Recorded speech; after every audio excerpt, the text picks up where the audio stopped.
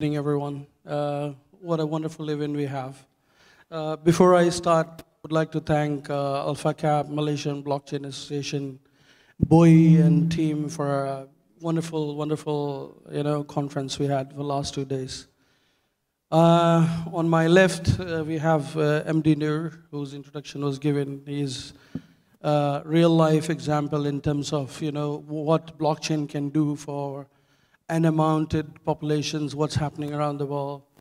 We have Zara has a good body of work in terms of United Nations, EKYC, and the blockchain ID solutions and all. Then we have Steve.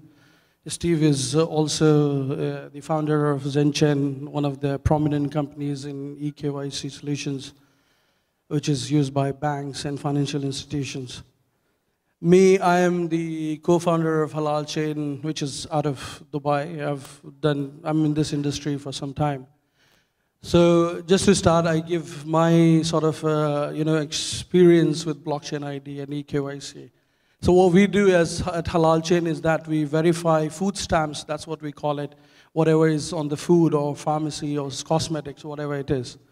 So how we use blockchain ID is basically in terms of which cow, what species, how much milk is going to give, how's the health of the cow, and then, the things like that. And then we use a massive amount of data through IoT, and then put it on board on a blockchain, use, cross-chain protocols, as well as, consensus protocols in terms of verifying, identifying the data, and bring all the way to the consumers. And everything as identified from farm to consumer, you can say. So we work massively in agro industries.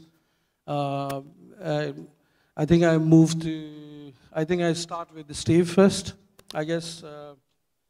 So Steve is very known for his EKYC solutions through his Zenchen. So what I wanted to know is what are the actually approaches involved in multi-factor sort of identity verification, and which are the strongest method you think of in terms of blockchain ID and eKYC? All right, hi, thanks. Let's just go back a little bit about how verification is done currently, right? So currently, it's all been your biometric, biometric data. You can take in a fingerprint, facial recognition, many ways to collect this data. I think typically we are using fingerprint biometric right now for most verification. It's not really cost effective because you got to buy a lot of infrastructure to roll this out. So I come from the biometric chip-based card and e-passport background. That is my background, right? So what we're moving towards now is that facial recognition plays a bigger role because it's quicker and it's actually cheaper.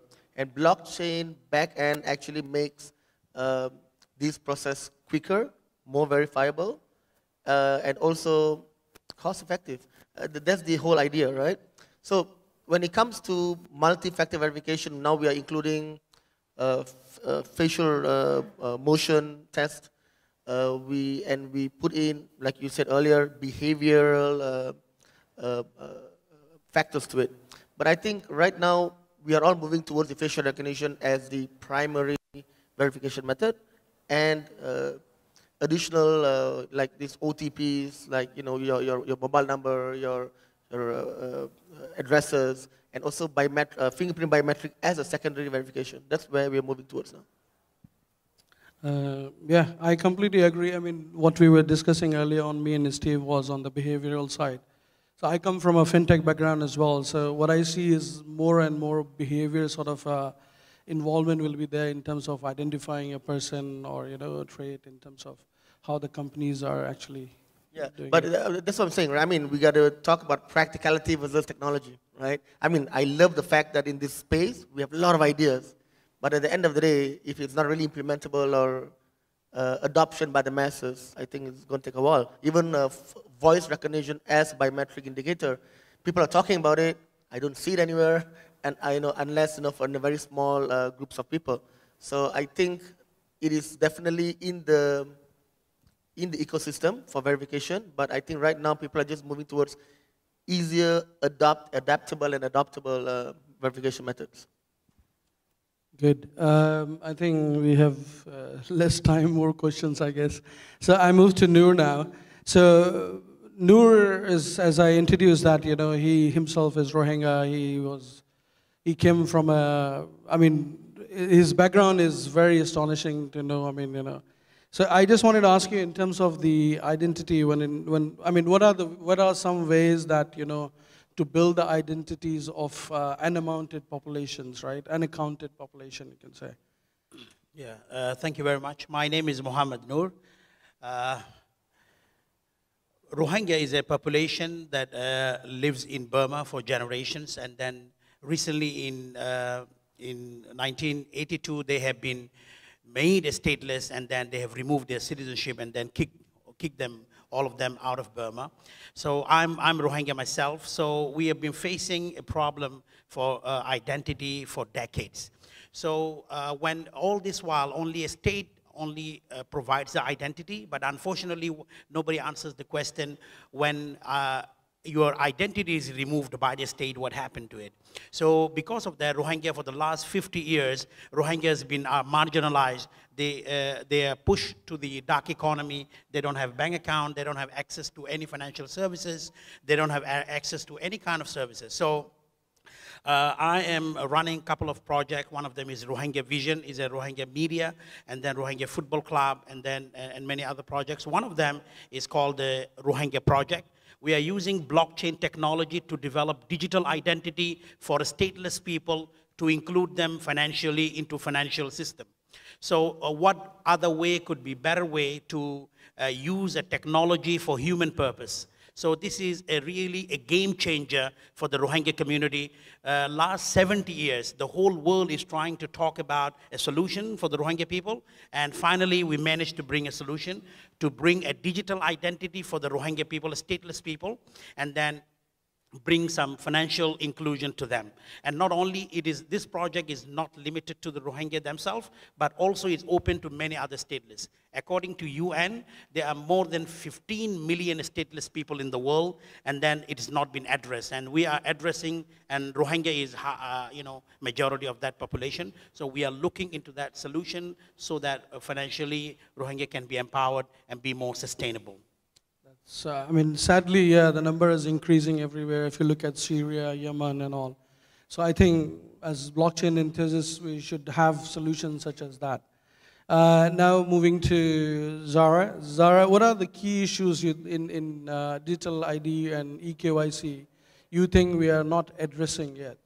Okay, so first of all, definitely along the lines of the stateless, there's a lot of issues with identification right now worldwide that we have not addressed.